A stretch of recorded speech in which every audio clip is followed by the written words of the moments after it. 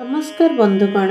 आज श्रीमद् भगवत गीता चैलेंज 53तम दिन में आम जाना 39 रु 48 श्लोक पर्यंत जो समबुद्धि वर्णना भगवान श्री कृष्ण करते समबुद्धि सकम कर्म अपेक्षा श्रेष्ठ बोली 49तम श्लोक कौन कहते दूरेण ह्यवरं कर्म बुद्धियोगा धनंजय बुद्धौ शरणमन्विच्छ कृपणाः फलहेतवः। अर्थात बुद्धियोग बा समता अपेक्षा सकाम कर्म अत्यंत निकृष्ट। तेणु हे धनंजय तुमे बुद्धिर बा समतार आश्रय निय, कारण फलर हेतु हेउथिबा मनुष्य अत्यंत दीन। बुद्धियोग अर्थात समता अपेक्षा सकाम भावरे कर्म करिबा अत्यंत निकृष्ट, कारण कर्म उत्पन्न हुए और नष्ट हो जाए तथा सही कर्म फलर मध्य संयोग और वियोग हुए, किंतु जोग बा समता नित्य, ताहार केबे वियोग हुए नहीं, सेथिरे कौनसी विकृति आसे नहीं। तेणु समता अपेक्षा सकाम कर्म अत्यंत निकृष्ट। समस्त कर्म रे समता ही श्रेष्ठ। समता बिना जीव माने कर्म करुथिबारु सेमाने ताहार परिणाम रे जन्म मरण पाउथांती और दुख भोगुथांती। समता विहीन कर्म रे उद्धार करिवार सामर्थ्य नहीं। समता ही कर्म रे कुशलता। कर्म रे समता न आसिले शरीर रे अहंभाव और ममता आसिबो एवं अहंभाव और ममता पशिबा ही पशु बुद्धि। भागवत रे राजा परीक्षित को सुखदेव कहिसंती, हे राजन तुमे मु मरीजीवी एही पशु बुद्धि छाड़ी दियो। दूरे न कहिबार तात्पर्य है जेपरि आलोक और अंधकार कदापि समकक्ष होई परिबा नहीं, सेहीपरि बुद्धियोग और सकाम कर्म मध्य कदापि समकक्ष होई परिबा नहीं। एही दुईटीरे दिन राति भली पार्थक्य रहिछि। बुद्धियोग परमात्मा को प्राप्ति करे और सकाम कर्म जन्म मरण प्रदान करे। तुमे बुद्धिर बा समतार शरण निय। समतारे अनवरत स्थित रहिबा ही तार शरण जीवा। समतारे स्थित रहिले तुमको स्वरूप रे निजर स्थिति अनुभव हेबो।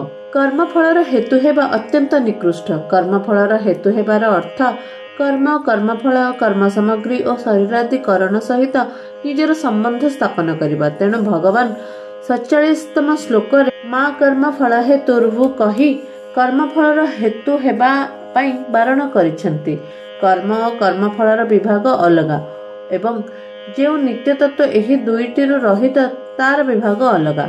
जदि सही नित्य तत्व अनित्य कर्म फलर आश्रित हुए तेबे एहा परि निकृष्टता कौन होई पारे। जोग अपेक्षा कर्म अत्यंत निकृष्ट अर्थात कल्याणकारक नुहे।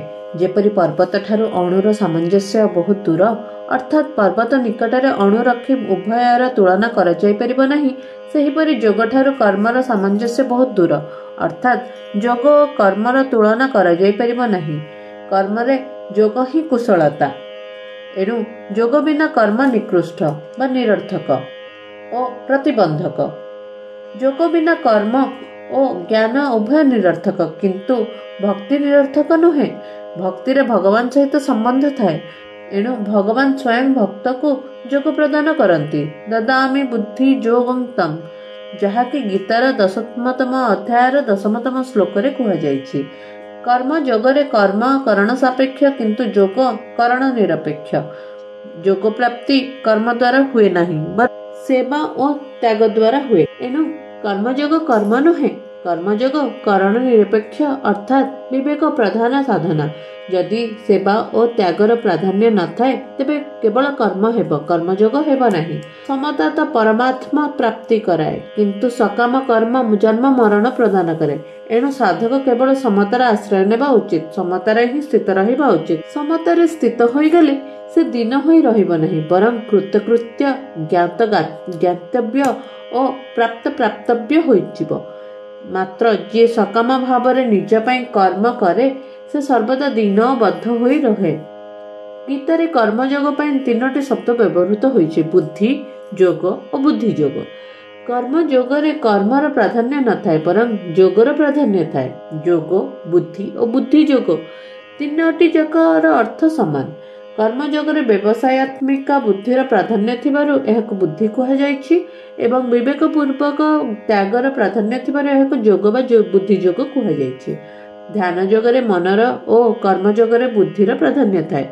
मन निरोध क्षेत्र में स्थिरता और चंचलता रूपक द्वंद्व बहुत काल पर्यंत लगी रही है, कारण एथिरे साधक संसार मन को निवृत्त करी परमात्मा ठारे निवेश करने को चाहे। मन को संसार निवृत्त करदेले भी संसार सत्ता रही है। सिद्धांत हेउछि जे पर्यंत मनरे अन्यर सत्ता अछि से पर्यंत मन संपूर्ण निरोध होई परिबो नहीं। समाधि पर्यंत पहुंची गले मध्य समाधि और व्युत्थान ए दुईटी अवस्था हेउथाय। मात्र बुद्धिर प्राधान्य थिबारु कर्मयोगरे विवेकर भूमिका मुख्य होई रुहे।